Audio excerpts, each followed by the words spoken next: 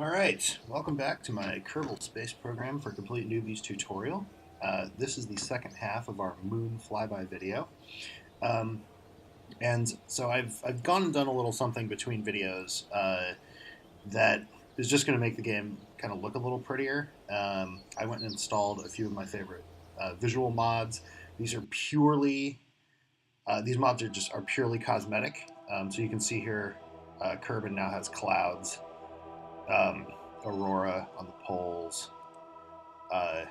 that sort of thing, and it will make the moon actually look pretty cool too once we finally get there. So I don't know if you remember how Eve looked before, but now it's a much more dense atmosphere, which makes sense considering that it's a very dense planet like Venus. Jewel is now, you see cloud bands much more clearly defined. Lathe, when we finally get there, also has clouds and looks significantly different than Kerbal, Aurora as well. So it really just makes the game look prettier. They're purely cosmetic mods. I also installed a mod called Chatterer that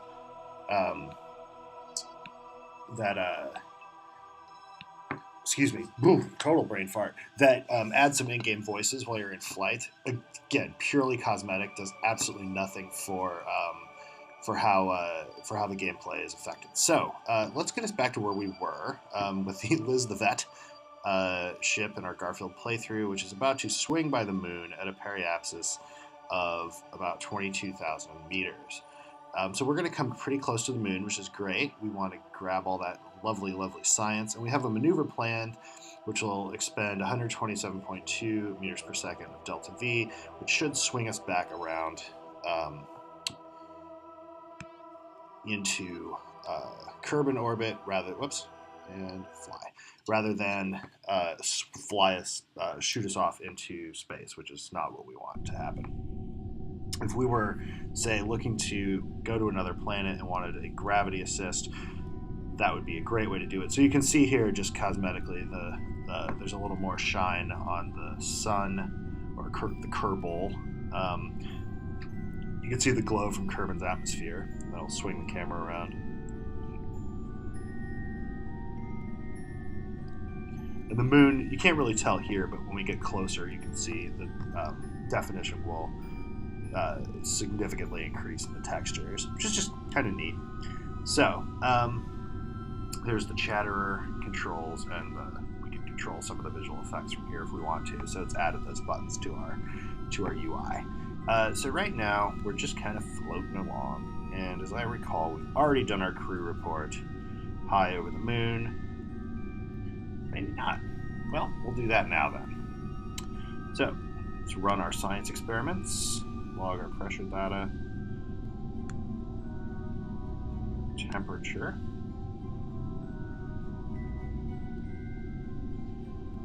Do our Science Junior. And our mystery goo observation. The goo feels right at home here. Well, why not? And Annie is now going to go on EVA. You can hear her talking. That's the Chatterer mod. It's actually Spanish being spoken backwards. Squad, the team that develops Kerbal Space Program, is based in Mexico City. All of the data from the pod.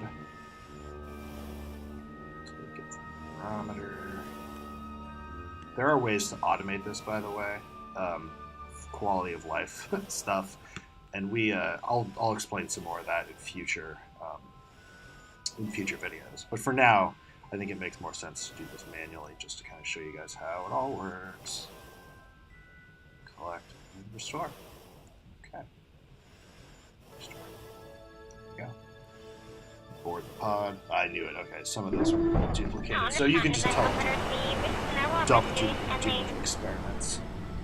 Alright, so the principle of maneuvering around in orbital mechanics is always going to be changing your apoapsis and your periapsis. No matter what you're doing, you're really doing one of those two things. So when we try to adjust our orbit around the moon, you can see we're coming in kind of over the top, and our orbit's going to swing us kind of down to the bottom, if you will, below the elliptic here of the Kerbal system. So our escape is going to be, our planned escape is going to be here, and our final orbit is going to bring us, it's going to be a little eccentric, inclined, excuse me. Well, it'll actually be both, since it's not circular, and it is also inclined, looks like maybe 20 degrees or so above and below the elliptic, which is okay for our purposes right now. It wouldn't be particularly great if we were trying to get to another planet, for example, but just for returning to Kerbal, it's going to be okay. So what we're going to want to do eventually is to adjust the apoapsis and the periapsis around Kerbal. So that's what our maneuver is going to do for us. It's going to recapture and establish an apoapsis rather than an apoapsis of infinity, which is what leaving the Kerbal sphere of influence would get us right now. And I'm just going to zoom out so you can see it, because as our course currently has us going, we have a periapsis and apoapsis around the sun, which is fine. I mean, we're not going anywhere. We'll still be kind of close to home, but it doesn't get us home with our science, which is what we want to do. So by burning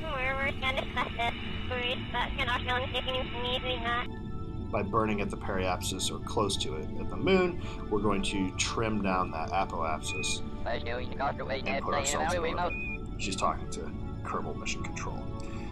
So here's how this is going to work. I'm going to speed up till we get a little closer to the moon. Then we're going to do some more science, which is, after all, what we're here for. And then we're going to burn, trim our... Let's see how cool it looks. Trim our apoapsis down. Okay. Like I said, we're going to get pretty close here. That's why I keep kind of slowing it down. Plus, I want you guys to see this. It's pretty neat. I mean, what's the point of playing a space game if you can't see the cool stuff that's in space? Actually, on that note, can't remember if I covered this or not, so F2 removes all of the UI, and F1 saves a screenshot. So this is how I get all the pretty pictures and post on Facebook. Sometimes when you're doing complex maneuvers, you don't have time to do that. In fact, that has happened to me more than once. Or I'm trying to take a picture and I end up crashing into the surface, which also makes for a fairly spectacular picture. Okay, so we are adjusting our camera view here as we come in over the moon. And at 60,000 meters, I'm pretty sure it's 60,000 meters, that's what's considered low orbit, or low as opposed to high.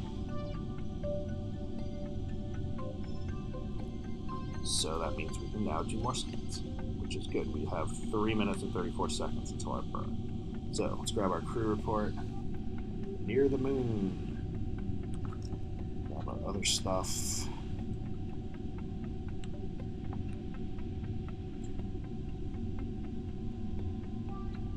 Temperature readings, barometric readings, nothing, but it's still worth science, just because scientists want to know whether there's anything there.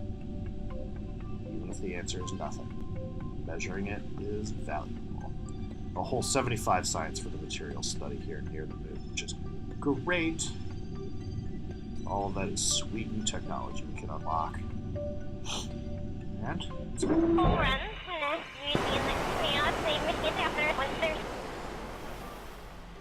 It's going to be kind of cool. To see this.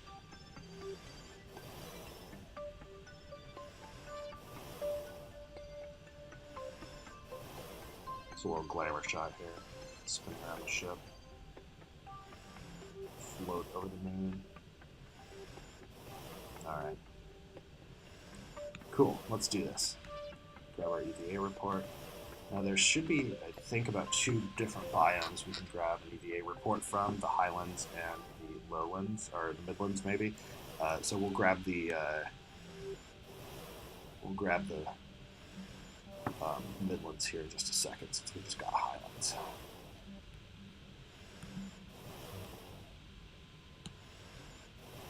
Collect data. Yep. Restore.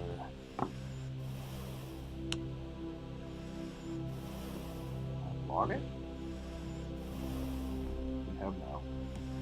Oh, okay, I already grabbed the data. Yeah, because I was going for the mystery canister. So it actually does. You actually do have to be fairly close in order to see this to actually collect the data. So I had to move her down the ladder there a little bit. Okay. Just because we want to reset that crew report. So store experiments.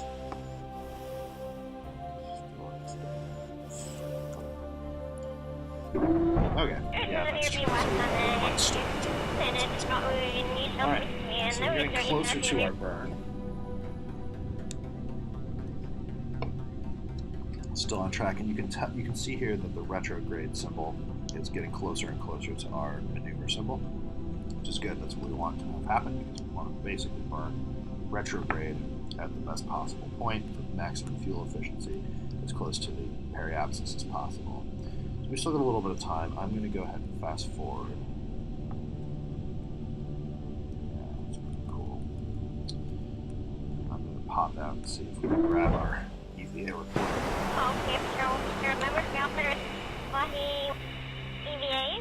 That was it. Okay. There's not going to be any more.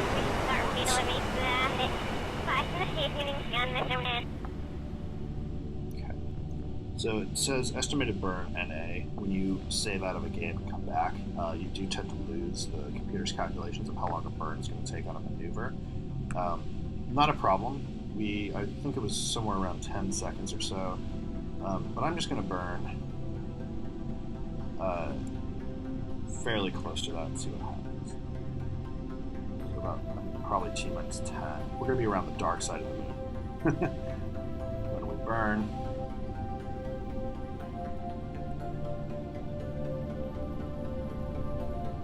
okay. Come out of warp and give ourselves a little time to adjust. Time warp, not Star Trek warp. And crank it. Okay, so I'm going into map mode because this is where we're get precise about where we are.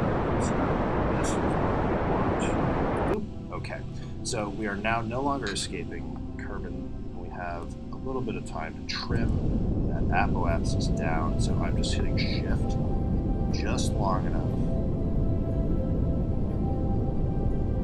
Trim that down a bit. Because the lower we can get it, the better. Okay. 12 and 29. That's pretty good. It's pretty good. Okay. So, now that we've done the maneuver we need to do, let's take a moment to enjoy. Yeah, that's what I wanted you guys to see. Couple pictures. Oh heck. I was going to do this at a different point in the game, but there's no reason we can't do it right now. Let's talk about EVA controls. So, if you hit spacebar to let go, you are floating in space, which can be awfully scary and disorienting. Hitting R turns on your mobile RCS, and your controls are mostly WASD, except W moves you forward, and S moves you backward. And those controls are relative to the camera. So if I turn the camera 90 degrees, and hit W, she turns to face the camera and then goes forward. Shift takes you up, Control takes you down, Q, E rotate you back and forth. So for now, I want to go shift, shift, shift. Up a little bit, Control to go down, come back to the shift, F to grab on, slow and steady.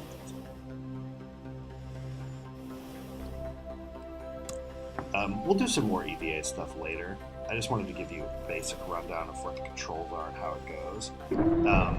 I recommend at some point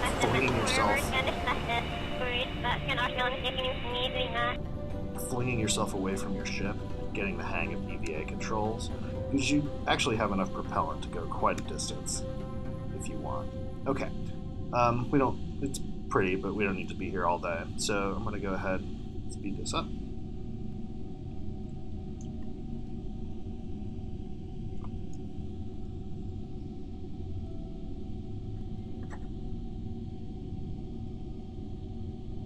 Okay.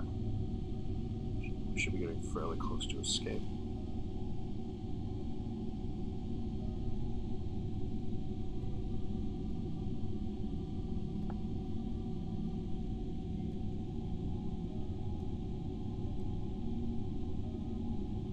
Almost there.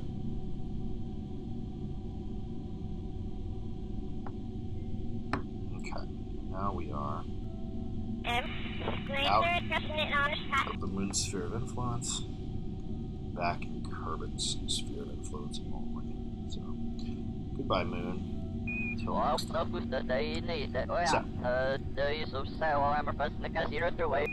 we have our science. Now the next thing we want to do is land, which means we want our periapsis to be on Kerbal or just above its surface. So the best thing to do is go for the apoapsis, which you can see is 7 days away. Luckily, Kerbals there's no oxygen meter or food meter for Kerbals. They can survive as long as you want in their spaceships. So we're going to swing all the way around to the apoapsis and then burn to decrease the periapsis down so we're in Kerbal's atmosphere. I'm not even going to set a maneuver node for this, mostly because I can just do it purely by instinct. You might want to, but really, the best thing to do, it's going to be about a 10-second burn, kind of like last time, is just get as close to that apoapsis as you can, because that's your most fuel-efficient place to do it. Burn from there. So, apoapsis coming up in 4 hours, 4 Kerbal hours.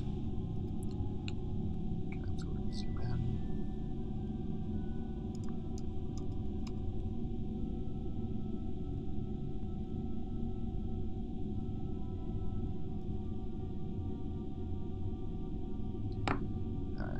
Almost there.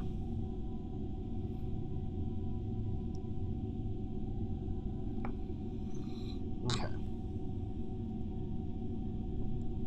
So, retrograde. We're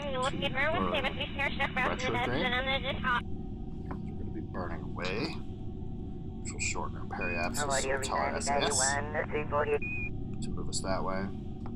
8 minutes or so. I mean, honestly, this is such a big apoapsis with a big distance. It doesn't really matter if we burn it here or up here, but I want to at least do this right since I'm teaching you guys how to do it. And okay, just about there. So, going to burn. You can watch our periapsis drop quite a bit. Slow down. Yep, there was an encounter with the moon we just bypassed. So once we get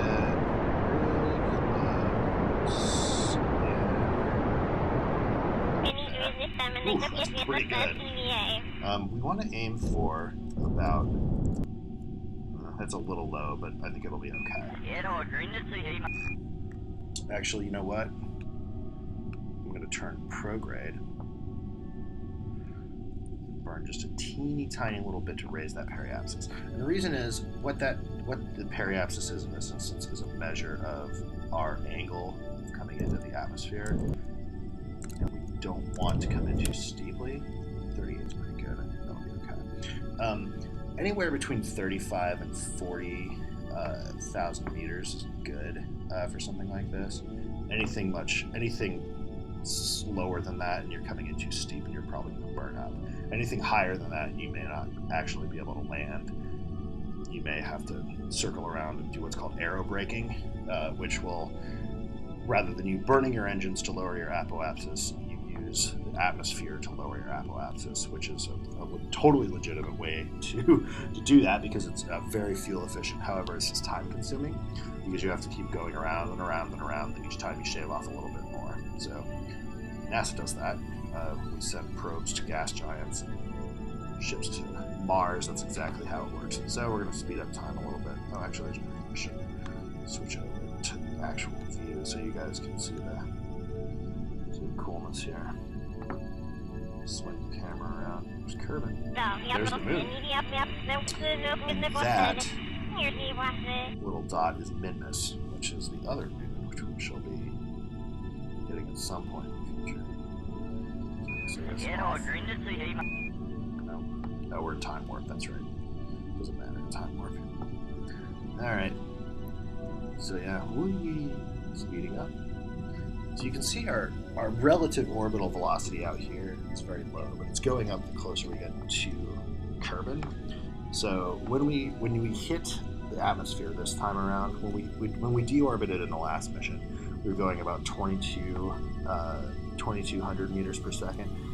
We're going to be going, I don't know if you remember, we burned almost a full 900 meters per second and then did maneuvers around the moon to increase that a little bit as well. So we're going to be going about 3,200 meters would be my guess, 3,100 meters per second maybe. So we're coming in way faster, which is why we added the heat shield this time around and why we're going to actually turn our engines on as we come in to help slow us down a little bit. Here we go. You guys ready for this? So, as soon as we hit the atmosphere, I'm going to slow down a little bit. As soon as we hit the atmosphere, I'm going to as soon as the heat effects start showing, or slightly before, I'm going to turn the engine all the way up to shave off a little of our speed. Then we're going to shed the lower stage, so it's just the lander. The city lights are one of the things that the visual effects mods add. I'm not a huge fan of this, to tell you the truth, but whatever. And there's the atmosphere. So, SAS points is retrograde. We are going, about 3,200. So let's try to shave off some places. Shave off some places.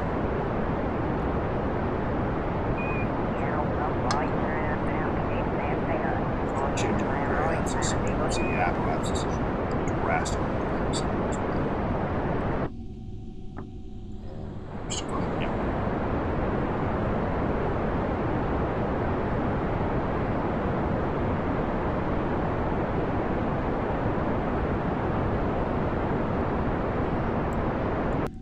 Actually going to kill it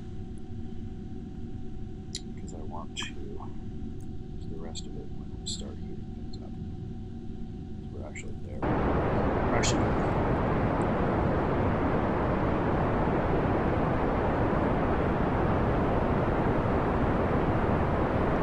to shaving off speed.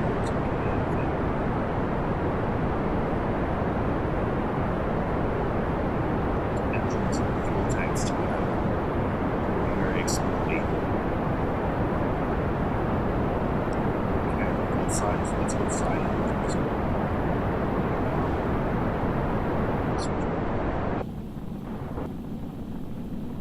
Cool, and that's it. So, shed that lower stage. Things are starting to heat up. Should be okay. Shield on. So you can see, this one's called Ablator. That's the heat shield. So we've got quite a bit of it. You can see the rate. It's not burning off terribly quick.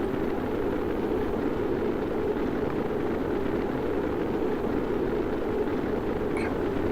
Heating up a little bit. Should be okay. I'm going to flip over to the map and just see. So our apoapsis, we want this to be down in the atmosphere. At least 70,000 meters or lower.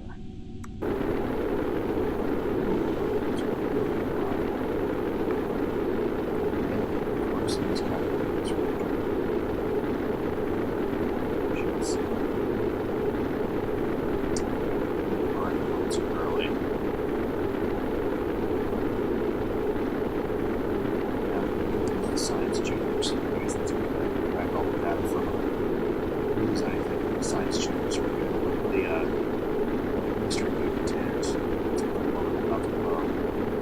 Yeah, here they go. Here they go. Slow down.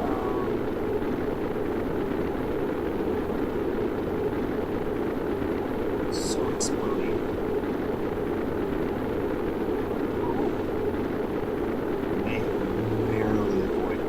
Exploding. Yeah, okay, good. Just checking our apoapsis to make sure we're atmospheres are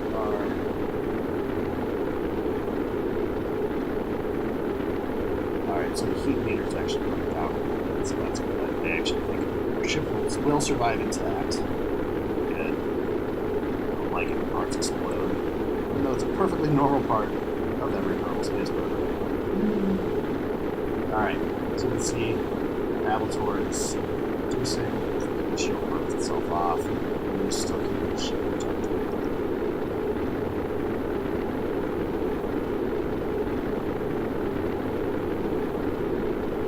Okay, now that we're out of danger, I'm actually trying to work this thing a little bit. It's fun as it can be sitting there watching shit burning up as it begins.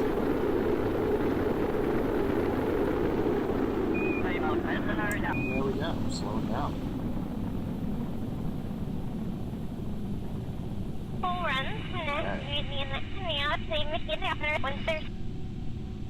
Alright. Looking pretty good. Slowing down. City effects. Like I said, not a huge fan of it. Mostly because it just kind of puts some textures, some glowing textures on land. Doesn't actually give you a city, so if we were to land on one of those, it would just look like grasslands or mountains or whatever it's actually underneath it. I like everything else in the visual enhancements do though, so what are you going to do? Alright, so our parachutes are in the way.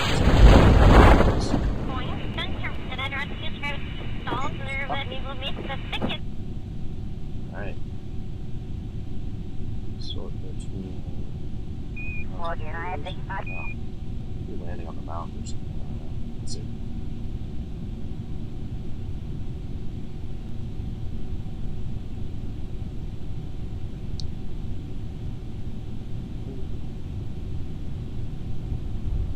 Yeah, and I'm fast forwarding just because it's going to be super boring sitting here watching this. So this is parachutes catch, slow down, go back to regular time.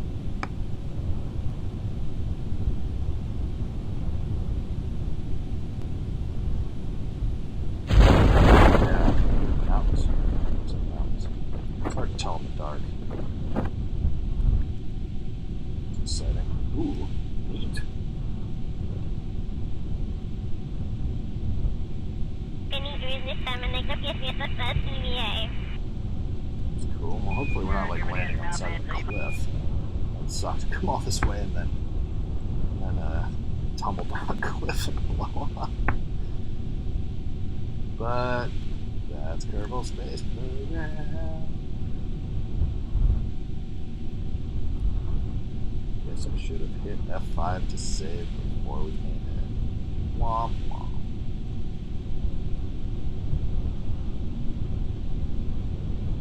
I honestly can't even tell what distance it is. It's hard to judge scale and distance in the dark like this. We haven't unlocked any lights on our ships yet, so we have no idea where we're landing.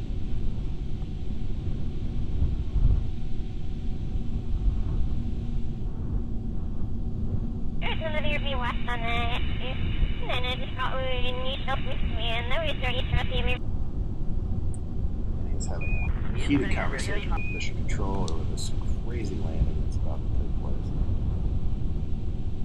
I genuinely can't tell where the ground actually is. So, particularly prepare to slam into it or we're getting close.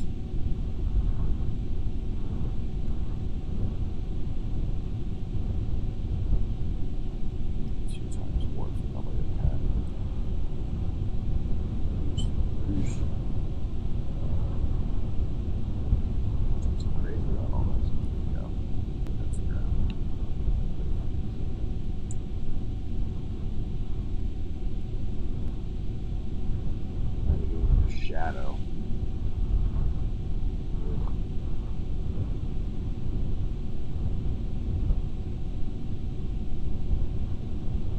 Yeah, no, okay. No, we're on the ground. Super. Let's see where we are. Mountains. I'll take it. So we just grab a little data. While we're here, just a little bit of science helps.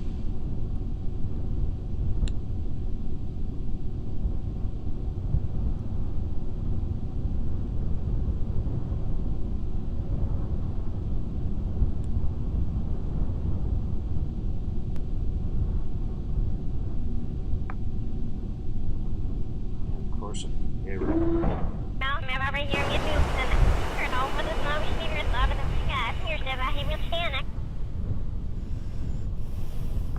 And our surface sample, which is worth a little bit. Okay. Mountains are hard to get to. Right. So cover around this. And we are good to go. Let's see how much science we got from this.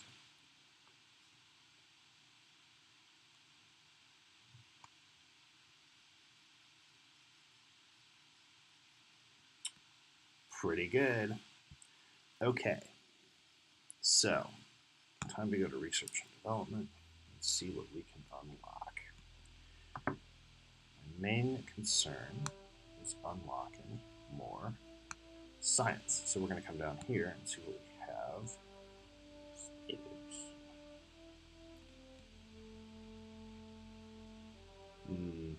It's weird. It's bugging out. It's not actually showing me. Oh, there we go. Parts. Parts. Yeah, odd. Bugging out a little bit.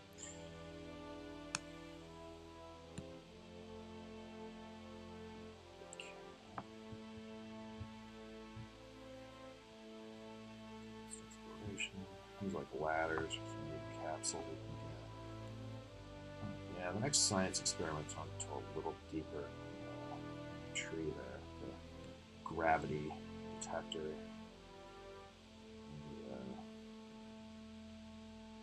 The other one is a gravity measurement device.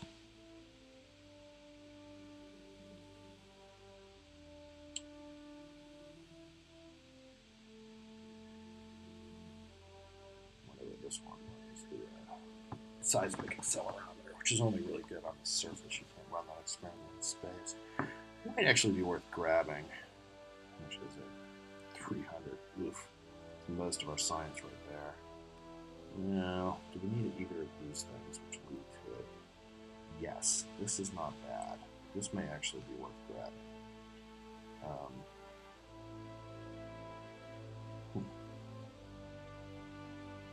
Electrics is definitely worth grabbing. We're grabbing that. Give us 459. We actually can't grab both of those. Okay. Well, I know what we're doing when we're back from Nimbus. So only big engines. We don't need that yet. Precision propulsion. The Sempertrons are kind of useful to have. I guess actually I don't even know why I'm looking all the way down there. We're still back down here. Heavier rocketry. So very first thing we're going to get is this, because we want that. We want the fuel. What is this? An engine for ants? We want the fuel lines, which is going to influence our rocket design. This gives us another booster, the poodle, and the skipper. I'll grab those. That may be pretty useful for what we're about to do. Advanced construction. This gives us the radial decoupler and some other stuff. I think we'll grab that. And I really need any aerodynamics. But we are going to land, so grabbing some new actual real landing struts might be good. We can afford one more 90 science tech, so let's see what we can grab. Space exploration may be useful. Oh, RCS. Don't really need that quite yet. Miniaturization. This gives us stack separators, adapters, and docking port. What is most useful right now? Actually, maybe even none of these things. Oh, hold on, what's up here? Propulsion systems. So this has the ant and the spark. Yeah. I'm actually going to save this for now. So next time, we're going to save our science, but we have one more mission. For the first time ever in this game, we're going to land on another body. We're going to fly to Minmus orbit and land, and then return with our big old bag of science. So until then, good luck, happy flying, all that good stuff.